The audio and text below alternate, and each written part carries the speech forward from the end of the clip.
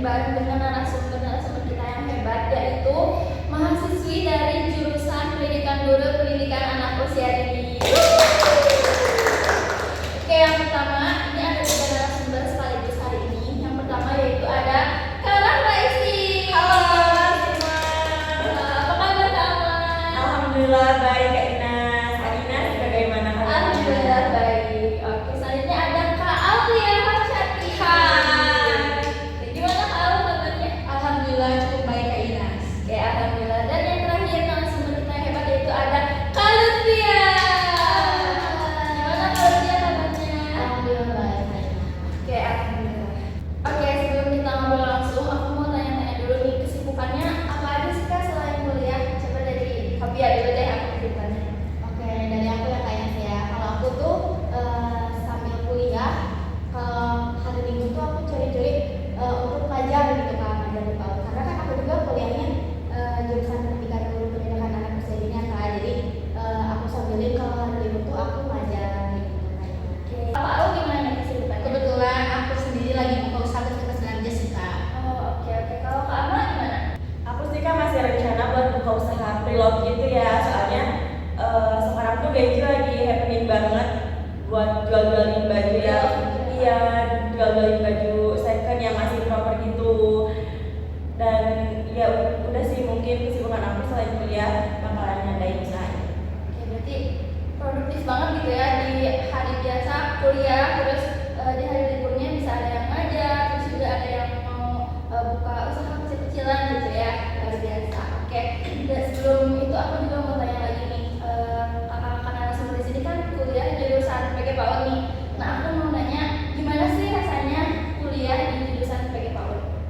Seru banget sih Kak, soalnya aku sendiri ya suka sama anak kecil gitu. Dan di jurusan ini tuh kita selalu sering terjun langsung ke lapangan. Terus observasi gitu? Iya betul banget Kak, sering ketemu anak-anak gitu. Dan itu tuh seru banget sih. Gimana menurut kakak-kakak yang lain? Betul sih, kalau menurut aku juga sama ya kayak anak-anak gitu. Karena bukan hanya materi, tapi terjun langsung juga termasuk apa ya, jadi praktek gitu ya. Betul. Oke, jadi observasi itu ya, jadi kayak sering ketemu anak gitu ya. Jadi tahu gitu gimana buat depannya jadi guru gimana. Jadi tahu langsung gitu ya, tahu ya. Selain itu ya Kak Inas, kalau kita kuliah di PAUD tuh secara gak langsung kita tuh dapat ilmu parenting. Dan insya Allah kan kita juga akan jadi ini ya PAUD. Jadi calon ibu gitu. Jadi ilmu parenting itu sangat Berguna banget berguna ya. banget, ya. Mahal gitu ya. Oke, betul. Nah, terus juga aku mau tanya suka dukanya apa berarti kuliah di jurusan PAUD? Kadang kita kayak sulit untuk menghadapi anak tantrum aja sih kalau menurut saya. Gimana menurut Kak Abi ya?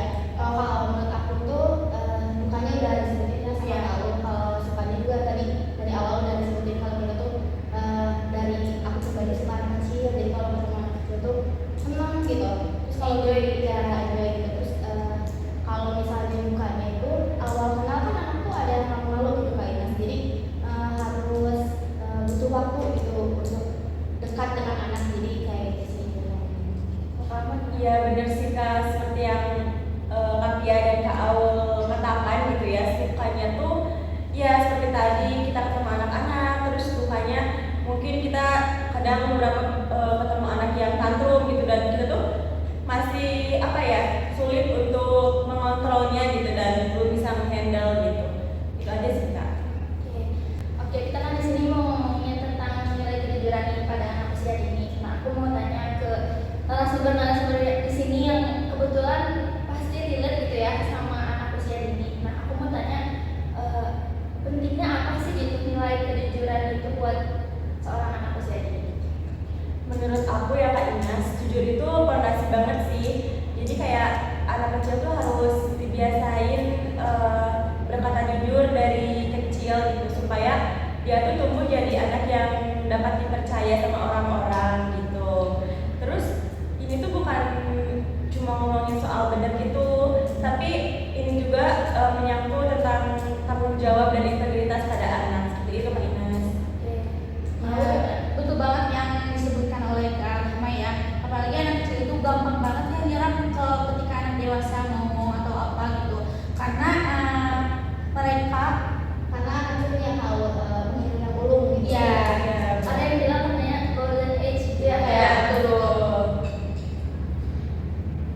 kayak lebih mudah punya ini sih, punya kepribadian yang kuat dan positif. Kalau kakak Kalau gimana? menurut aku ya kita jangan jauh-jauh dulu ke sana gitu, karena kalau dalam perjalanan Islam sendiri tuh jujur tuh sebagian dari iman kan. Nah, terus kalau misalnya menurut aku gitu ya, kalau anak jujur tuh udah menunjukkan hatinya tuh bersih dan punya niatan baik gitu. Terus kalau anak yang udah diterapkan gitu jujur, sikap jujurnya gitu, nanti tuh ke lingkungannya tuh harmonis. Jadi anak tuh lebih mudah berbaur gitu, gak harus takut kalau misalnya dia tuh bohong harus disembunyiin kayak gitu.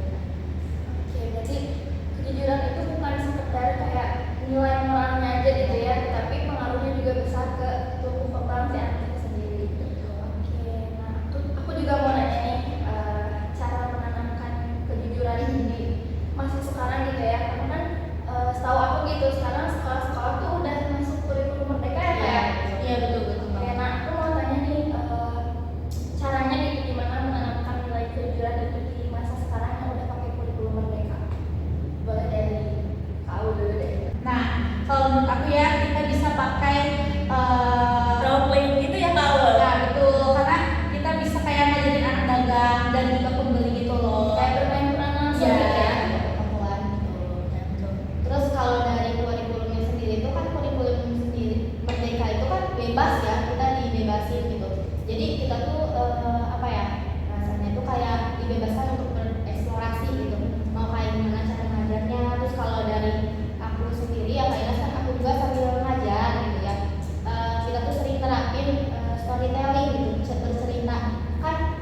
Kita tuh secara gak langsung gitu dari cerita itu tuh bisa menanamkan nilai jujur itu sendiri gitu. Misalnya cerita apa ya kalau ya Kayak kancil, cerita-cerita.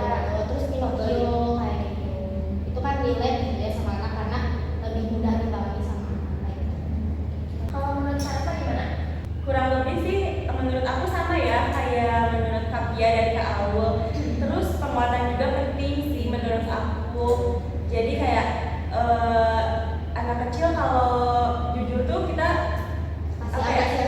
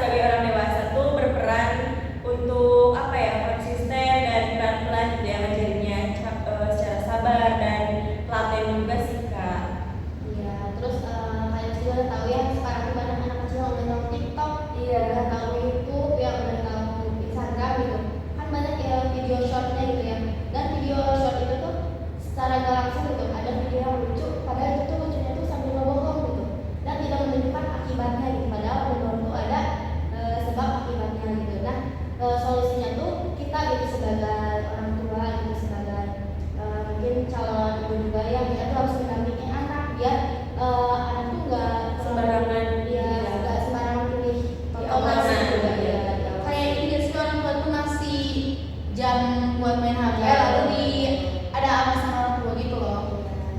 Jadi intinya pemilihan konten gitu ya kalau misalnya.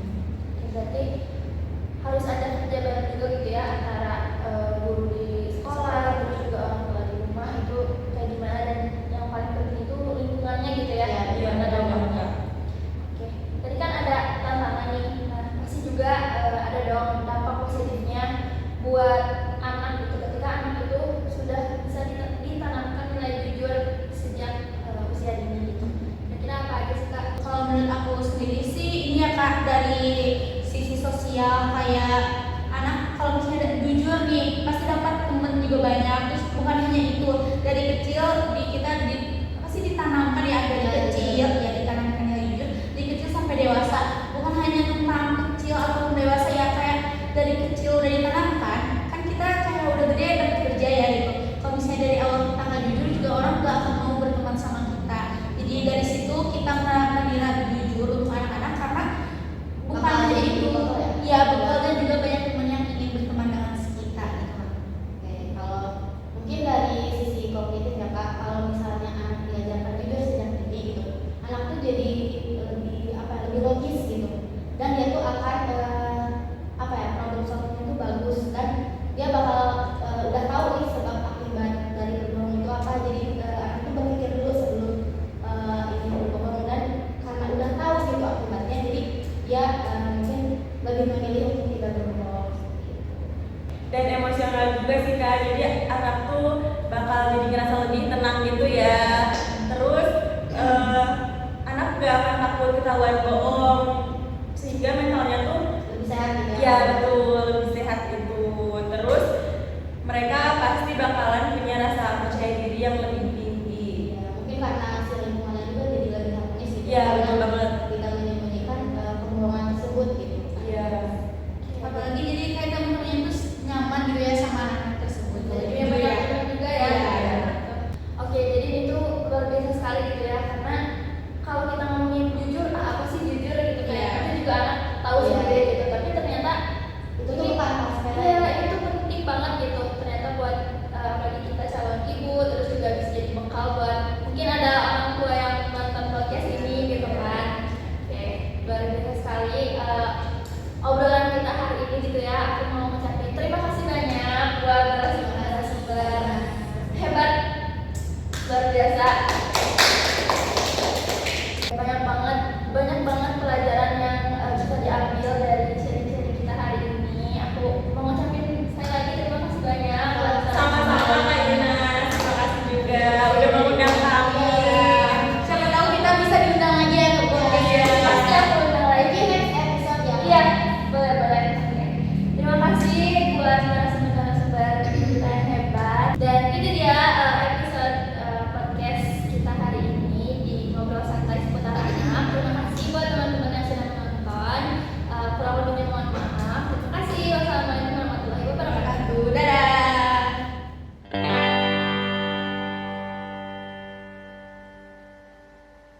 Dadah.